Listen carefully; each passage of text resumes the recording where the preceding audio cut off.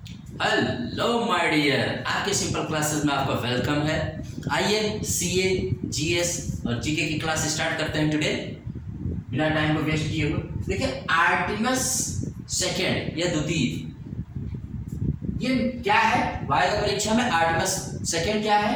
तो नासा का चंद्र मिशन बहुत बड़ा ड्रीम प्रोजेक्ट है, जिसके तहत नासा 4 यात्रियों को भेजेगा चंद्र में, चंद्रमा की परिक्रमा करने के लिए। 2025 की शुरुआत या अंत में इसको लॉन्च करेगा नासा। जानते रहिएगा आर्टेमिस द्वितीय। इसमें 4 का जिनका सिलेक्शन किया गया है उनके नाम है क्रिस्टीना हैमरकोक, ये पहली महिला है, याद रखिएगा, पहली महिला जो इसमें जाएंगी। और उसके बाद है जेरमी हैंसन, विक्टर ग्लोवर, ये पहले अश्वेत यात्री हैं जो वहां पर जाएंगे, और रीड वाइजमैन। ये 4 नाम याद रखिएगा। इन चारों का सिलेक्शन करके और नासा ने इनको दिखाया, लोगों से मुखातिब कराया। तो जानते रहे आर्टेमिस द्वितीय, वेरी वेरी इंपॉर्टेंट है ये। उसके बाद है अतुल आनंद, ये नौसेना संचालन के महानिदेशक बनाए गए हैं, याद रखिएगा, नौसेना संचालन के महानिदेशक, ठीक है। और यस, इसरो RLV मिशन का सफल टेस्टिंग किया है DRDO और IAF के साथ। तो पहले इसको समझ लेते हैं। रीयूजेबल लॉन्च व्हीकल मिशन का किया सफल परीक्षण DRDO और IAF के साथ इसरो ने। क्या है ये? देखिए, कोई भी जब सैटेलाइट ऊपर भेजा जाता है तो सैटेलाइट को ले कौन जाता है? जो ले जाता है उसको कहते हैं, क्या कहते हैं? रॉकेट। तो जिस लॉन्च व्हीकल से वो जाता है उसमें आप देखते हैं कुछ समय बाद एक एक पार्ट करके गिर जाता है। तो इसमें इसरो ने कहा कि उसको रीयूज किया जाए, फिर से जो पार्ट गिरता है उसको हम लोग ये रीयूज करें। तो इन्होंने चिनूक हेलीकॉप्टर का प्रयोग करके, जो हमारा इंडियन एयरफोर्स का है, उससे एक लॉन्च व्हीकल ऊपर ले गए और उसको आसानी से वहां से छोड़ दिया। क्योंकि जब उसको गिराएंगे तो उसको यही टेस्ट करना था ना कि वो जब गिरते हैं तो पार्ट कितने आराम से उसको उतार लिया जाए। तो इसी को नाम दिया गया RLV। तो उसका सफल टेस्टिंग इसलिए कर लिया है इसरो ने। अब इससे बता रहे हैं कि 80%, यानी अगर किसी, सपोज करो कि किसी भी सैटेलाइट को भेजने में अभी तक 100 रुपए का खर्च आता था, तो अब 80% उसका आमदनी, यानी अब 20 रुपए का खर्च आएगा। यानी 80% तो ये सब भाग हमारा गिर ही जाता था, नष्ट हो जाता था। तो उसको अब रीयूज करेगा। वेरी वेरी इंपॉर्टेंट है। रीयूजेबल लॉन्च व्हीकल मिशन किसके द्वारा शुरू किया गया? तो इसरो के द्वारा। इसमें किसके साथ इसने सहयोग या पार्टनरशिप की, किसकी हेल्प से की है भाई? तो याद रखिएगा DRDO व IAF, याद रखिएगा, वेरी इंपॉर्टेंट। नीरज निगम RBI के नए कार्यकारी निदेशक बनाए गए, वेरी इंपॉर्टेंट। कौन? नीरज निगम सर। और कराईकल पोर्ट, इसको अडानी ग्रुप ने अपने मैंने अधिग्रहण किया है, अब ये अडानी यूज करेंगे इसको। श्रीनेक्स 2023, ये भारत और श्रीलंका के बीच मैरीटाइम एक्सरसाइज है, मतलब मैरीटाइम जानते हैं, नौसेना वाला। Niranjan Gupta hero motor car, यानी हीरो मोटर कारपोरेशन के नए CEO, चीफ एग्जीक्यूटिव ऑफिसर बनाए गए हैं, निरंजन गुप्ता, याद रखिएगा। Justice Ramesh Sinha Chhattisgarh high court के नए चीफ जस्टिस बनाए गए हैं, इनको भी याद रखिएगा। हरियाणा, अभी हाल ही में इसने 100% रेलवे इलेक्ट्रिफिकेशन का काम इसके यहाँ पूरा हो गया है। यानी यहाँ पर ट्रेन जितनी भी जाएंगी सब भाई बिजली से दौड़ेंगी। तो याद रखिएगा 100% रेलवे इलेक्ट्रिफिकेशन का काम अभी कहाँ पूरा हुआ? हरियाणा, ठीक है।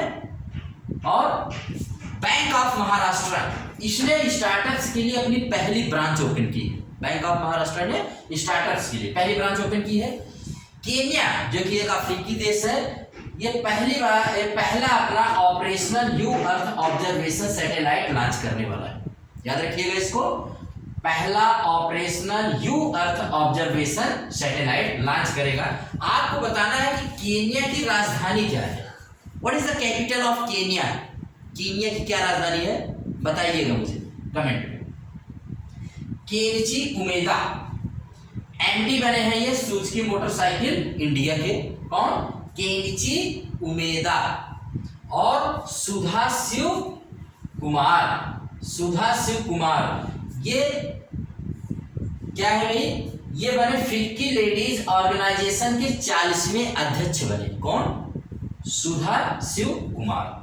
और उसके बाद आप हमको एक न्यूज यहाँ पर और है, याद रखिएगा, वर्ल्ड बैंक ने 2024 में भारत की विकास दर को 6.6% से घटाकर कहा भाई अब भारत 6.3% की दर से विकास करेगा।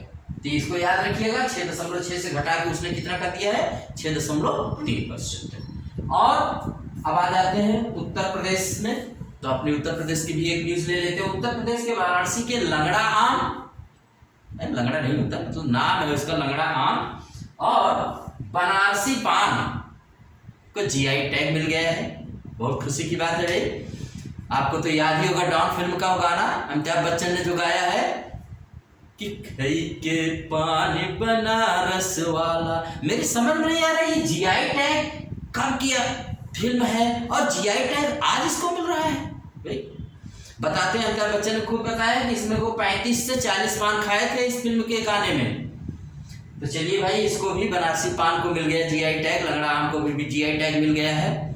तो इस तरह से आज का ये सीए हमारा यहाँ पर तैयार हुआ है। और फिनलैंड जो है वो नाटो का 31वां 31 या 31 मेंबर बन गया है। अब नाटो की सदस्य संख्या क्या हो गई भाई, तो नाटो की सदस्य संख्या कितनी हो गई है, 31। याद रखिएगा 31वां का नाम। और फिनलैंड की राजधानी हेलेंस्की है, इसको झीलों का देश कहते हैं। कोई भी सर्वे होगा फिनलैंड बहुत आगे रहता है। और फिनलैंड के इस कदम से कौन नाराज हो गया भाई, तो रूस बहुत ही ज्यादा नाराज हो गया, क्योंकि रूस को कतई इच्छा नहीं थी कि ये फिनलैंड जो है वो नाटो की मेंबरशिप ले, लेकिन नाटो की मेंबरशिप उसने ले लिया है। इसको आप ध्यान दीजिएगा।